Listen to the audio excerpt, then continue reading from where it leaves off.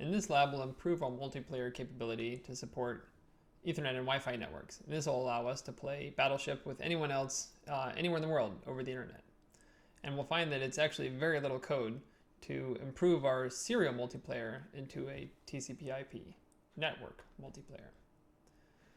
As we discussed in the solution for the last lab, the vast majority of the code for lab 4 is going to be unchanged. We're just going to switch out the lowest part of our protocol stack, and that's implemented in comms.py. So we see here in the README, we'll need to implement host TCP server and connect TCP client. Let's go ahead and check those out. In comms.py, let's make sure we understand the structure of this file. There are 4 methods. I can host a serial server or connect a serial client, and that's what we did in the last lab. Now we'll be adding 2 other functions to create pipes associated with TCP/IP sockets. So to create a TCP server instance, we'll do the following. And all of this can be copied over from the TCP server demo that we talked about in class. So we'll use the socket library.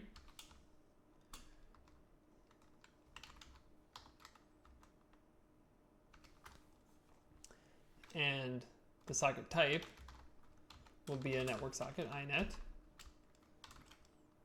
And we'll want it to be a streaming socket. These are always going to be the same, and we don't really need to worry about them. Now notice here I don't have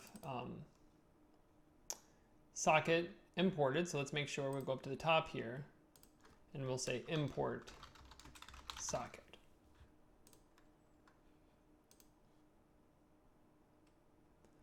Now that I have a socket, I'll need to tell the operating system I want to listen for people connecting. And in particular, I'll allow people to connect on any of my computer's network interfaces. Wireless, Ethernet, or the loopback on 127. So in order to listen on all of those different IP addresses, I'll pass in the special wildcard IP address 0.0.0.0 and the port that I want to listen on. And I'm just going to force port to be an integer if for some reason it was called with a string value or a floating point. This will coerce it to an integer and is what a socket is expecting. So note, of course, again, that this 0.00 is a special wildcard saying I want to listen for incoming traffic on this port, however it got to my computer, whether it got to me over my wireless adapter, my Ethernet adapter, or through my loopback. Then I want to set this socket to blocking and listen for people to connect. Now, in order to connect this socket, you'll need to tell someone else the connection information. And so it's helpful to print out this to the console as part of the debug log. Print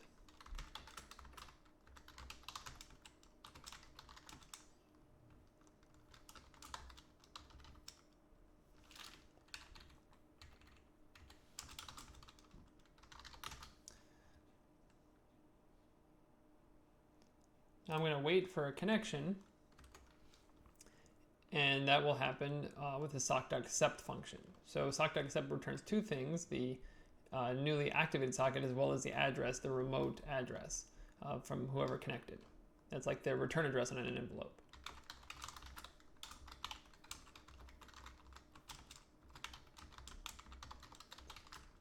And so my code will hang here until somebody connects, and when they do, this function will return and populate these 2 values. I'm going to take this socket and turn it into something that looks more like the serial adapter so I can read and write to it using the read line and write functions. So I'm going to make it read and writable as a binary file. And then I'll just print out the fact that I've got somebody on the other line. And all this code is the same as the TCP demo lecture.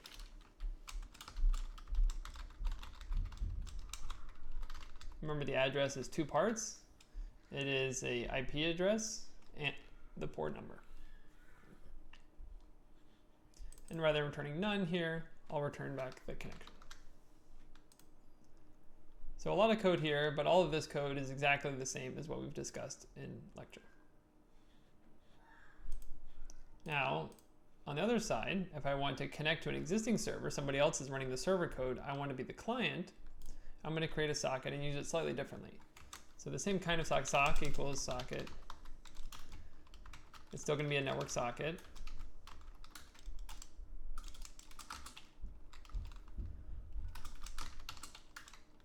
And it's still going to be set to streaming. Again, we don't need to worry about these parameters. But now I need to connect it to a particular location. And the address is going to come in as the IP address colon the port number. So I'm going to split that apart, IP address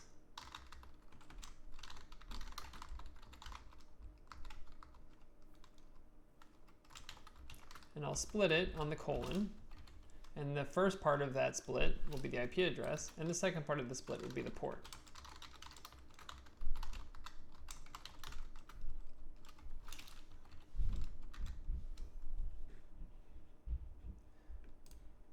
And now, once I have these two pieces of information, I have enough information to connect my socket.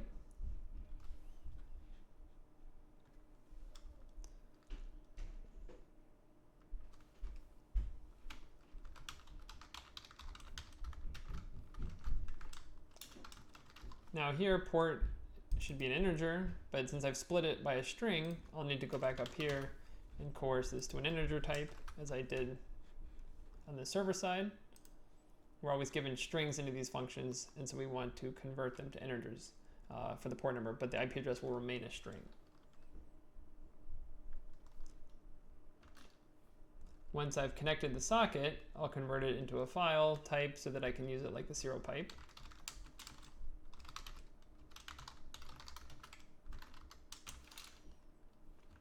And it's nice to also print this information out to the debug log print.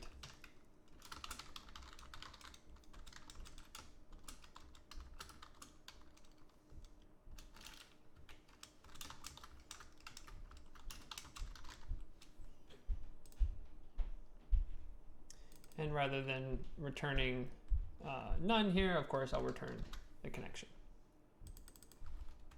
I'll put this comment. All right, and that's all the code you need to play over the internet. The only difference from last lab is the ability to create pipes out of TCP/IP sockets. Here we created pipes out of serial devices, and here we're creating pipes out of sockets. So if we go back to main.py, we'll see the difference is now that we've got additional choices for the type parameter. We can be CPU, serial server client, TCP server, or TCP client. The default, if we don't specify anything, is CPU. The interface parameter will change depending on the type of game we've selected. If it's a serial server or serial client, that will be COM1, COM3, etc. If it is a serial server, I will just specify the port number, and that can be any number you want as long as it's greater than 1024. Or if you're a client, you need two pieces of information. You need to know the IP address of that server machine and the port number that it's hosting Battleship on. In that case, you'll specify IP address colon port. And we'll see that once we finish all the code and then run it at the end. But based on the type selection here, we have a longer if-else ladder. And there are just different ways of creating our remote opponent. Here we see the serial server and serial client, which we coded last time. Now we'll just add on two different ways of creating a remote player. But after that, gameplay is identical to serial multiplayer. So that's too easy. We need to make the lab a bit more interesting. And really, it's important to add in this ability for cheat detection once we support network play. When you're so close to your opponent that you connect with a USB cable, You can probably peer at their screen periodically and make sure that they aren't cheating on their side. But once you're over the internet, it's the wild, wild west. So we need to enforce cheat detection in the code. So the rest of the pieces of this lab allow us to detect invalid ship placement or ships being moved during gameplay by our opponent. So let's look at how we're going to do this. The first thing to look at is in engine.py, where we actually check whether or not our opponent played a fair game. So here we see a case where player 2 ships have all been sunk. It looks like player 1's going to win,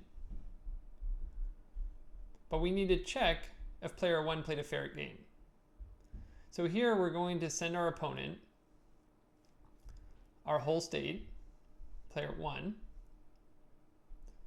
but we're also going to check player 1's solved state is valid. If it's valid, then they played a fair game, but if not, they cheated.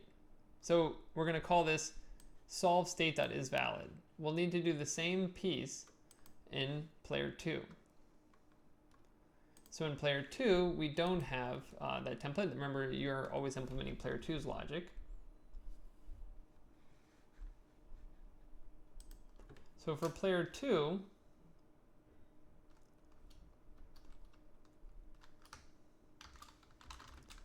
so we want to share all of player 2's ships. Now player 2 is the winner. We need to tell our opponent, hey, here's all my ships, the ones that you haven't found yet.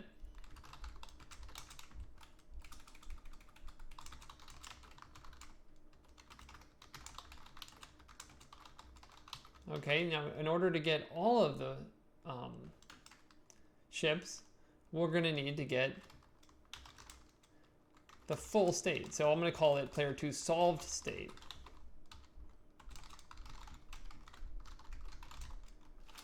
And remember, get state has this extra parameter, reveal, which we haven't used yet.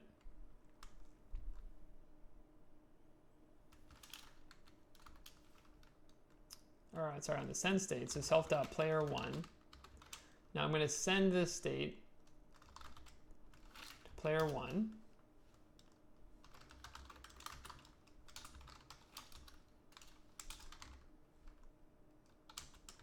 And set reveal equal to true.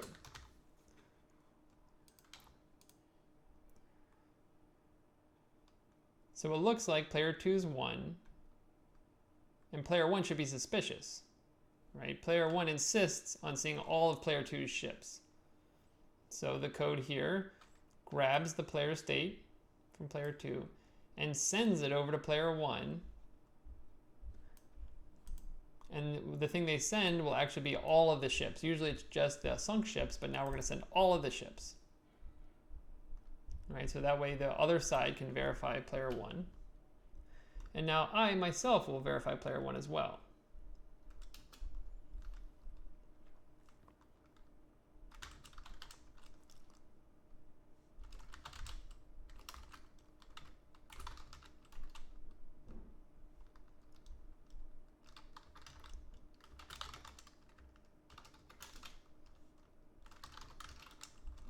So if I decide that player 2's state is not valid, yes, all my ships are sunk, but player 2 didn't play a fair game. Otherwise,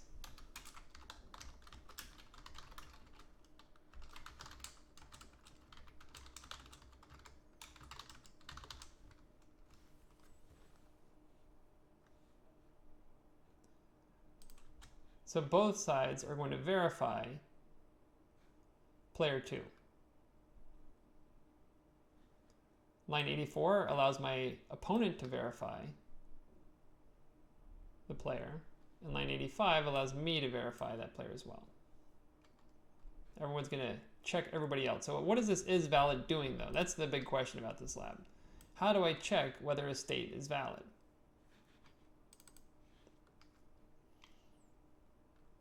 And then that, we're going to have to go into player state. So let's look first at the toDict and fromDict methods, we're going to have to send a bit of extra information. So if we look up here in player state, we'll see that there's an additional attribute to the class called hash. And when I place the ships, which is executed whenever you're a human or a computer player, notice at the end of your code, line 77 here, I'm taking the ship locations, right, ship.toDict, putting them all together in a big long string, turning that string into a bunch of bytes, and then hashing those bytes. The result is this digital signature, right, that can verify, right, that the ships are exactly, whatever this state is. If I change the bow location of a ship, the hash is going to change. If I change the length of a ship, the hash is going to change. So this hash represents the state of all of my ships. And I'm storing that as the self.hash. And I'm going to send that every time I send player state. Now remember, the hashes can't be inverted. So even though this has information about all the ships, there's no way to figure out what the ships are based on the hash. It's a one-way function. So then when I go to toDict, I also need to send the hash value.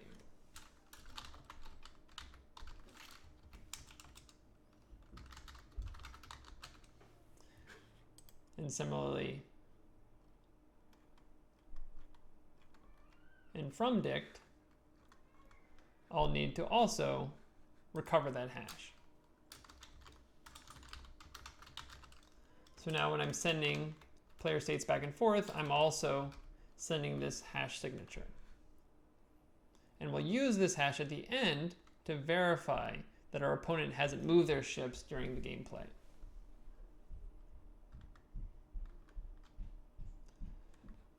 All right, so now here's the big chunk of code and probably the hardest part of this lab, implementing isValid. How can I, given a player state, how can I validate it? Meaning that the ships are all in the right, valid locations, none of them move during the gameplay, etc. So here are the 4 different checks we'll need to implement in order to verify our player played a clean game.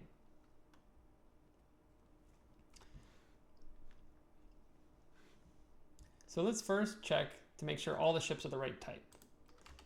I expect my opponent to be using the same ship type list that I'm using. 2, 3, 3, 4, 5.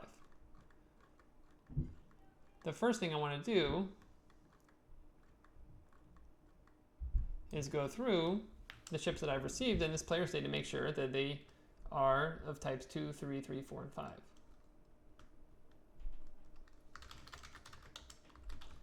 Now there's a lot of ways to do this. Here's a technique for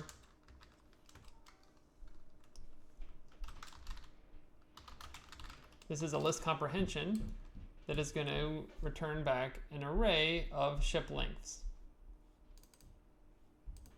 Right? And now depending on the order in which I've sunk those ships, they might be at 4, 3, 3, 2, 5 or something like this. So I'm going to sort this array, ship types.sort. And at this point, the ship types list should equal capital ship types. If it doesn't, it means that my opponent has used ship values that are different than what I'm expecting. Therefore, we'll say it's a cheater. Return false. Right? And I can tell them how they cheated by saying print invalid ship types. And I could print these 2 arrays saying that they don't represent it, they're not the same. %r is a print code to represent an object. In this case, print the entire array.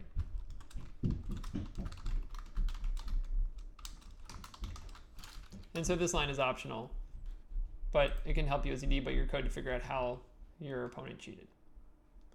Right, the whole goal here is just to go through a bunch of checks and return false if we think they cheated. If we get all the way through and none of the checks return false, well, then it must have been a fair game, return true. So there's our first check.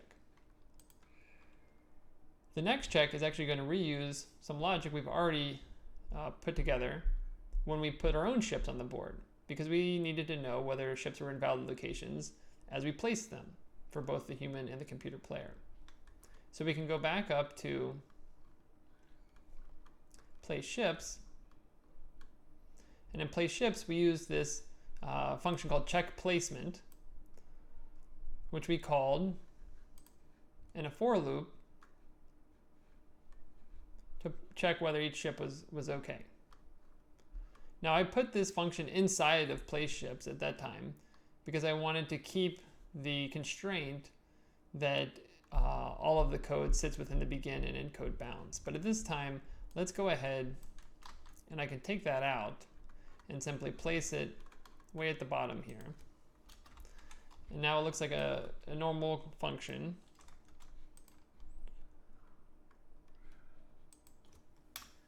That I can simply call. So up here in place ships, I'm calling check placement, and that works. I can now call check placement elsewhere, in particular, when I want to validate the ships. So make sure ships are in valid locations. Now, if you use a different set of logic to check whether your ships are in valid locations, you can just copy and paste that down here. But if you're following along with the previous solutions, you'll have that check placement function. So I want to go through all the ships in this array.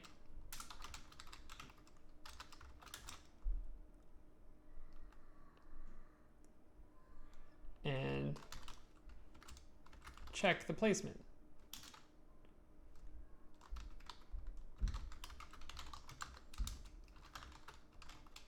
If that returns false, then we have a problem.